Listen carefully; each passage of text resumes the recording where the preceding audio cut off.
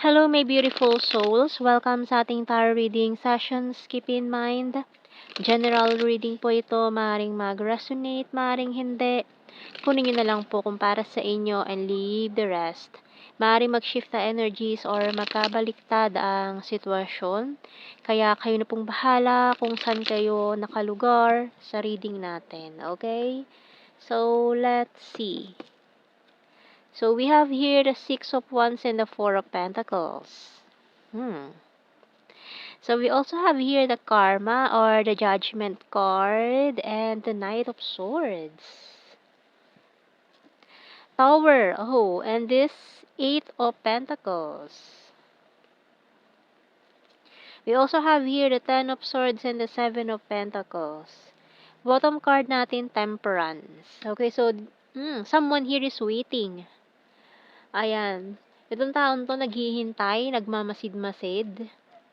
And maaaring ang tagal niyang tinatago itong nararamdaman niya. Maaaring naghihintay to ng pagkakataon na sabihin sa'yo yung totoong nararamdaman niya. May mga misunderstanding na nangyari. Parang, itong nangyari dito sa Tower card na to, parang misunderstanding. Pero itong taong ito, still, kasi nung mga panahong yon siguro, nung nangyari ito, bumitaw siya, parang may priority siya na na inuna, mas priority o maaaring itong taong 'to naghihintay siya ng promotion niya nung mga panahong yon na mas importante kaysa sa meron kayo, sa connection yung dalawa. So, nung mga panahong yun, mas priority sa kanya yung work niya, trabaho, or kung ano man 'tong ginagawa niya, career. Kasi parang ano na siya, in the process na siya ng promotion. Ayaw niya masira, ayaw niya mabulilyaso yun, ayaw niyang masayang lahat ng effort niya. Kaya yun ang mas inuna niya. Pina-priority, ginawa niyang priority yon over you. Kaya anong nangyari, hindi niya nasabi sa'yo etong mga gusto niyang sabihin. So, may mga sumabotage din ng connection na to. Maaari may mga workmates or malapit sa kanya na maaaring sinabi sa kanya na, "Itong unahin mo, wag mo munang pansinin 'yan, i-ignore mo 'yan kasi makakasira 'yan sa focus mo." Kaya ang ginawa niya, bumitaw siya sa'yo. Inignore ka niya, binitawan ka niya, nawala siya. Mas pinili niya yung ginagawa niya over you nung mga panahong yon. Kaya parang lahat gumuho. Yun ang naging desisyon niya eh. Pero ngayon itong taon 'to mukhang may hinihintay lang siya na matapos. Kasi mukhang this person is waiting na para balikan ka. So, we have here sweets, healing crystals, open book, shovel, key, and mirror. Kasi maaaring mirrored souls pala kayo nitong taong to. Pero nung mga panahong yun kasi mas priority niya yung kanyang promotion or itong mangyayari na big break para sa kanya. Kasi kung bibitawan niya yun, baka yun na yun eh. Once in a lifetime opportunity na yun eh. Bottom card, lantern.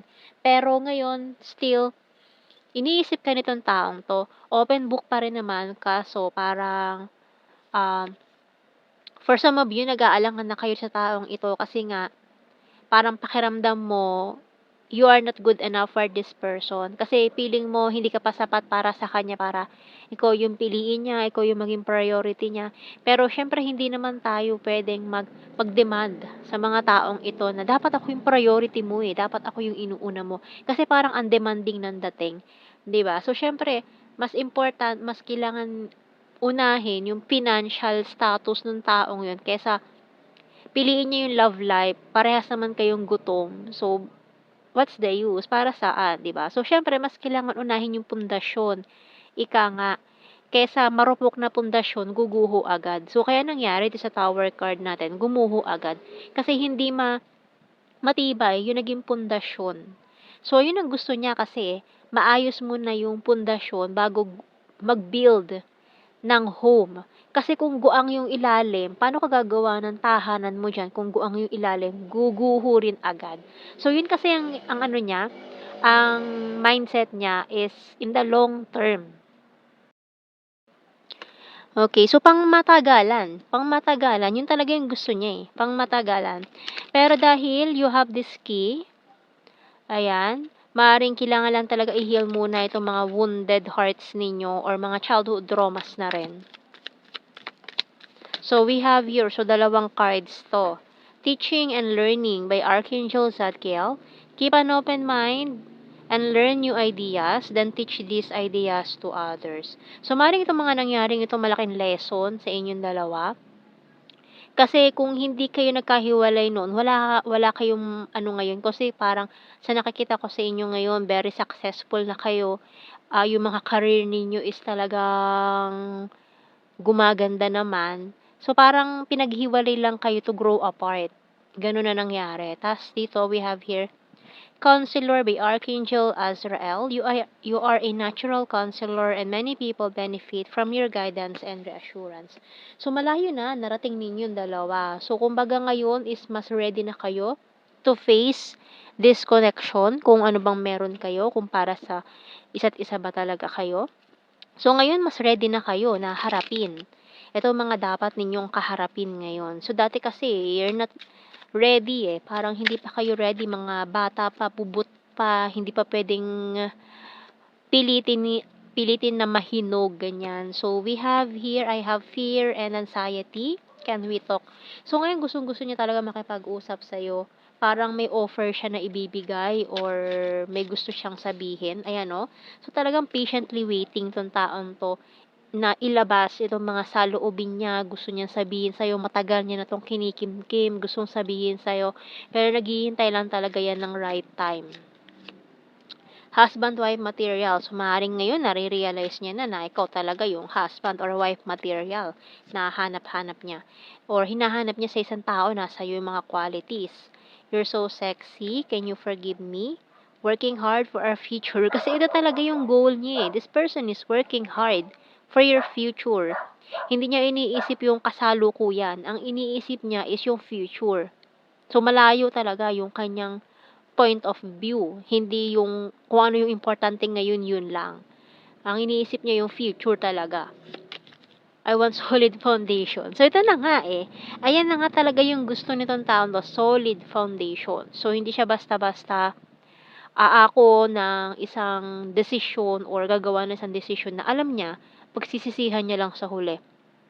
Kasi ang gusto niya maayos yung pundasyon bago siya bumuo ng pamilya, bago siya pumasok sa isang relasyon, gusto niya talaga maayos, 'no? So, very responsible 'tong taong 'to. Ayan, so yung bottom card natin, can't let you go. So, dahil nga ikaw talaga yung gusto niya, ikaw pa rin yung hahanapin nitong taong 'to in the end. So, ngayon kasi mukhang ready na siyang pumasok sa isang relationship, and mukhang nakapag-settle na siya ng mga bagay-bagay, mga goals niya. And mukhang ikaw pa rin yung naiisip nitong taong ito na gusto niya na makasama sa buhay. So, tingnan pa natin mga messages natin. We will be together again. So, yun talaga ang ano niya, So, pinakawalan ka niya dati kasi you're not, parehas kayo hindi pa ready, So, bata pa kayo noon, kailangan nyo pang unahin siguro studies or bumuo ng pundasyon. Kailangan nyo lang muna maghiwalay para no more distraction. So, we have here, I bury myself in work to forget you. So, pinilit naman niya, Kaso, ayaw niya lang talaga niyang distraction ng mga panahong yon. Just being near you is intoxicating. It's time for me to heal now. I will wait for a sign from you. So, naghihintay lang siya ng right time. I wonder if you're happy without me. Can't stop thinking about you and I want to feel that way again. So, yung bottom card, I know that I crossed the line with you. So, medyo alam naman niya yung mga nangyari, yung mga pagkukulang niya na pupunan niya in the future. So, tingnan natin sa blue card, we have here, ayan, destiny.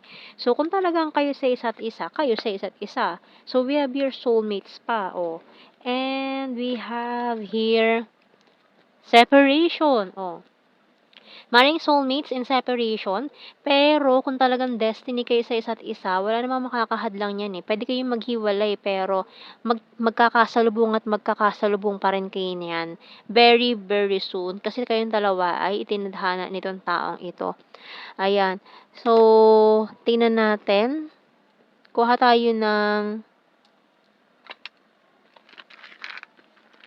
initials.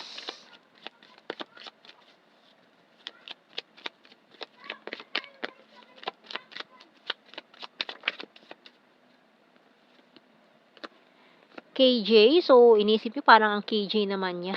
With letter A, Enye, T, D, N. RL, parang LDR. Ayan, siguro yan din ang mga naging isa sa mga issues, pagiging LDR. Letter O, EM, Meldro. And U. Ayan. U. Bottom card, H. And let's see sa ating general signs and the messages.